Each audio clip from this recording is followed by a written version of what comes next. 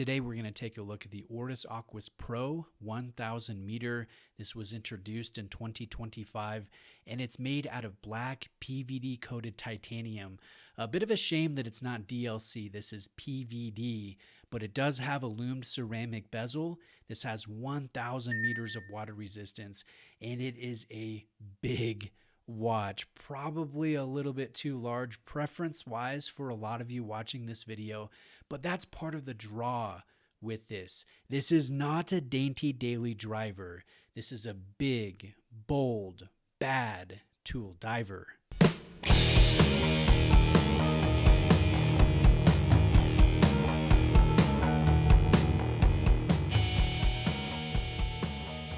Thanks to Exquisite Timepieces in Florida for lending this watch in for me to share with you. Exquisite is the reason why I have access to so many awesome watches. They're an AD for 60 different brands. They're a great place to buy a new watch. Definitely check them out. Link is below. Now, let's take a look at this rotation safety system bezel lock. You pull upwards on this outer portion, you disengage the lock with one click, and then you can spin the bezel like a traditional dive watch. When you want to lock it down, you simply push that bezel surround back down with a click, and then it's locked into position. So if you try to move the bezel, you can't. Only the RSS moves. So it's a very easy system to operate, and it's quite satisfying from a tactile perspective. I love the sound and feel of the click as well as the spin of the bezel. Now, this is an Oris patented design that they first introduced 17 years ago. They only place it in their most intense dive watches, and this certainly qualifies as one of Oris's intense diver designs. It's only offered in this Pro 1000 and the Pro 4000. Now here's the Lume shot. There's a bitone application. You can see cyan blue and bright green. And I have to say that the Lume is so satisfying. It's really potent. There is a lot of it. There's a lot of surface area. The minute hand and the bezel indexing from 0 to 15 is a cyan blue color, while everything else is green. I think the Lume is easily one of the biggest draws of this watch. Now let's go in on the dial and take a look at the detail work there. This has the classic Oris wave pattern that first appeared way before the Aquis design.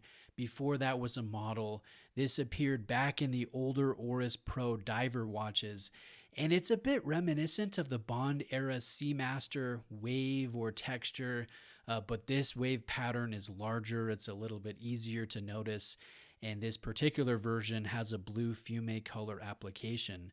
Now, I enjoy the unique angular shape of these applied markers and how they visually complement the angular case. There's a date at the 6th position that just barely cuts into the 6th marker, so that one is a little bit shorter than the others. The 12 marker is a little bit larger.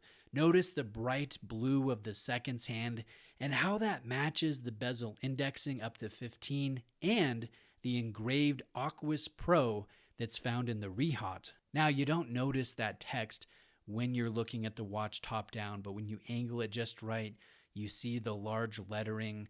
And honestly, I kind of like that, but it does make the dial text where it says Aquis Pro definitely repetitive. So I'd like to see that part of the dial text omitted and just keep the Aquis Pro signature in the Rehat.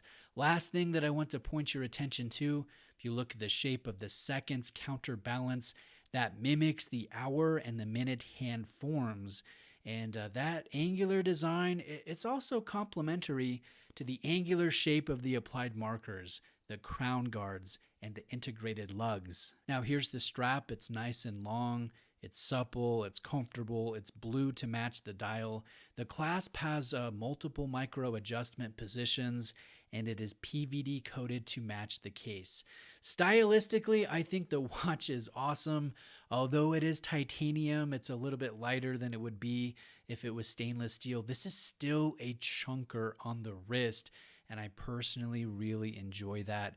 It's certainly more manageable than the 4000 meter, mostly from a height perspective, but I also really like that 4000.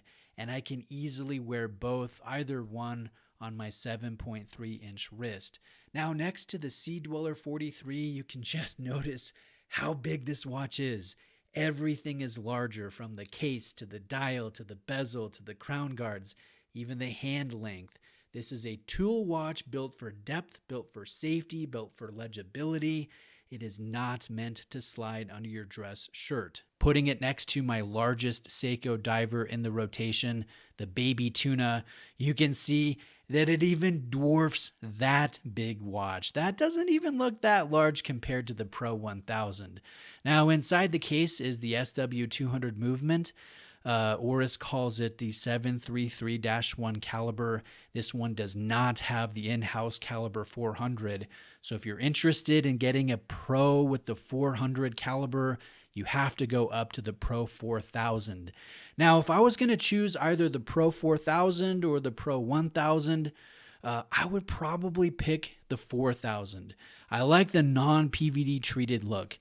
I like the in-house movement. I like the additional 3,000 meters of water resistance, not because I do anything more than, say, go rafting occasionally or go swimming occasionally, wash the dishes with the dive watch on my hand. That's about the extent of what I use a dive watch for, but it's just the fact that you have something so capable. It's more the flex than it is actually using this at 3,000 meters below the surface of the ocean. Now, it also has a ridiculously tall and awesome side profile. It's just so out there. I don't know.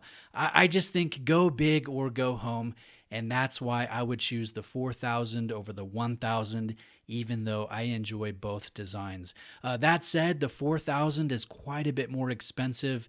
That is $6,900 full retail. This 1,000 meter is a lot more attainable for most watch collectors at $4,100 full retail. I hope you like this overview. Please let me know if you have any questions, and I would appreciate if you would like this video and subscribe to my channel. Thanks.